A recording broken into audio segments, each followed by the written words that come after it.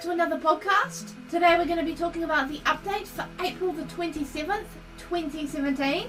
So for this week's update, we're going to be talking about the diverse dungeons. So now, Neve's Stronghold Slayer Cave is no longer what it once was.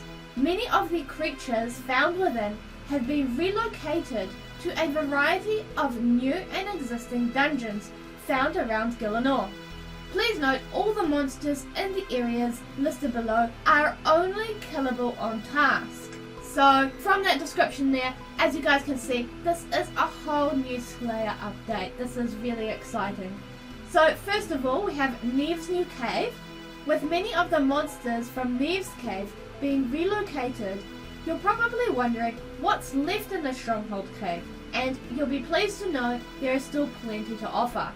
So what does Neve's new cave now entail? Let's have a look at the monsters within the new cave. We've got Bloodveil, Brimstail, Hellhounds, there's a level 72 agility shortcut here, Unkur, Aberrant Spectres, some more Hellhounds down here, and of course our Fire Giants. So this is pretty awesome. So now, with more spawns and more spaces for the monsters within the cave, this is hopefully going to make slaying a lot easier.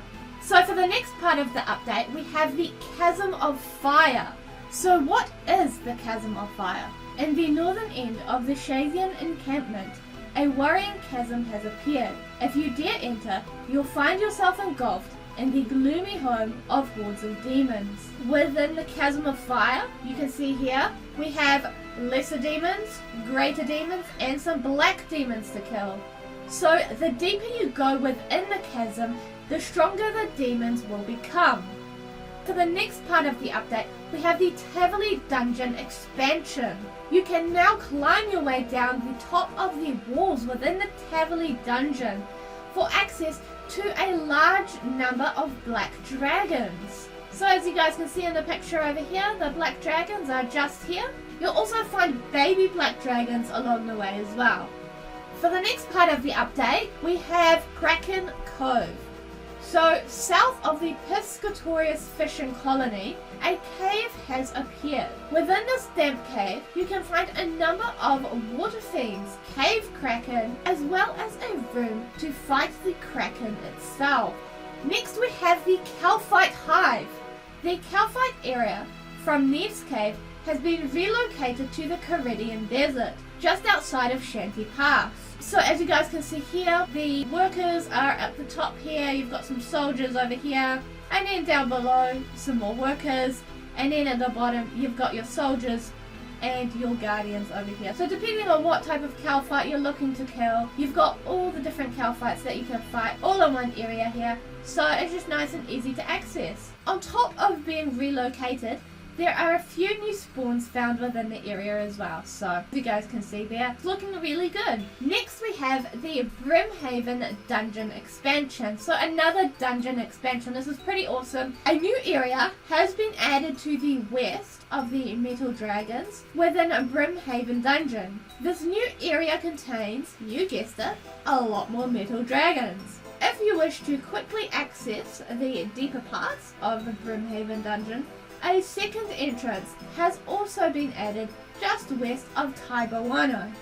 So if you guys wish to use this entrance to the Brimhaven Dungeon, you guys will have to pay Banisosh a one-off fee of 5,000 trading sticks.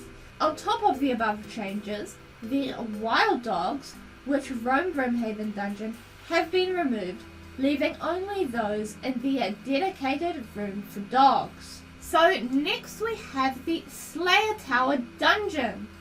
Have you ever wanted to slay some basement dwelling creatures? Because the Slayer Tower has received an expansion and it is full of them. The new area found beneath the Slayer Tower is single way combat and is non-cannonable. So this is really exciting. The Slayer Tower has always looked pretty badass in my opinion. The monsters are the Necrayer, Abyssal Demons, Gargoyles, and Bloodveil. So for the next part of the update, we have the Smoke Devil Dungeon. The smoky area from Neve's Cave has been relocated to be south of Castle Walls. This area has been given a new look of paint, but its layout remains unchanged. So this is really awesome. They're really expanding on all the dungeons within Gielinor, just making it that much easier for you guys to complete your tasks, and just making them all that much more accessible. And in other news, the 2017 Easter event has now been removed. So for those of you who have not gone and done the Easter event yet, unfortunately you will have to wait till next year. Next, the current Deadman season has now come to an end and the seasonal worlds have been closed. So for those of you who have been playing the Deadman season, it's a bit unfortunate that it's come to an end, but hopefully the new season will come soon and you guys can enjoy that when it comes. Next, the Lunar Spellbook has been rearranged into the correct order. The gilded boots have been given a trim to match the rest of the gilded armor. The color of the Holy Book has been updated to better match the other Saradomin items. The GE value of the Third Age Cloak, Wand and Bow, and the Elysian Sigil have been adjusted to better reflect the actively traded price.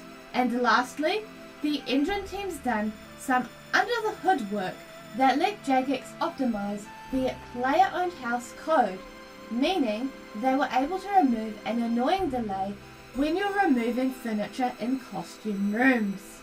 Next we have bug fixes.